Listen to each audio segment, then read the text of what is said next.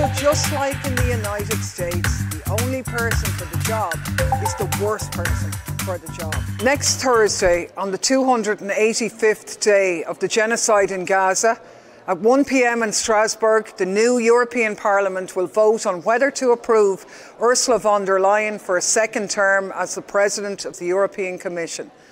Ursula von der Leyen, the face of EU complicity in war crimes, who draped Europe in the Israeli flag, who told Israel, "We stand with you now and in the days to come," as the bombs began to drop on Gaza 9 months ago, who jetted off to Tel Aviv to grip the hand of Bibi the Butcher and pledged our support, your support, for a genocide, whose statements were then quoted by Israel's lawyers in defence of mass murder at the International Court of Justice, whose support for Israel has been unwavering over month after month of unimaginable horror inflicted on the people of Gaza.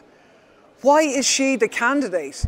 Deeply unpopular, hated in fact by millions of European citizens, the only institution she should be in is The Hague. So why is the European Parliament even voting on her? The answer is that despite everything, 2 weeks ago, the leaders of EU countries, all of the presidents and prime ministers, met in private in Brussels and did a deal. And they decided there was nobody for the job but Ursula, because that's how democracy works in the European Union. According to the medical journal The Lancet, as many as 186,000 people have been killed, either directly or indirectly, as a result of Israel's genocidal assault on the Gaza Strip. 8% of a population of 2.3 million people. And that number is, of course, still rising as Israel continues its assault with the full complicity and support of the US and the EU. There are 720 MEPs. To get back in, von der Leyen needs 361 of them to vote for her.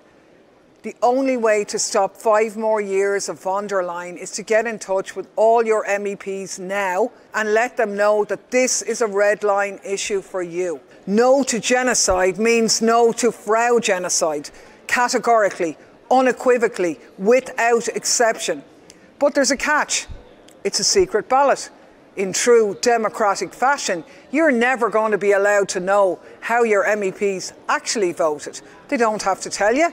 They can promise that they'll oppose her and then vote for her anyway. So make sure to tell them that it's not enough to just vote against Ursula. When you write to your MEP, ask them what they're doing to take responsibility for what happens.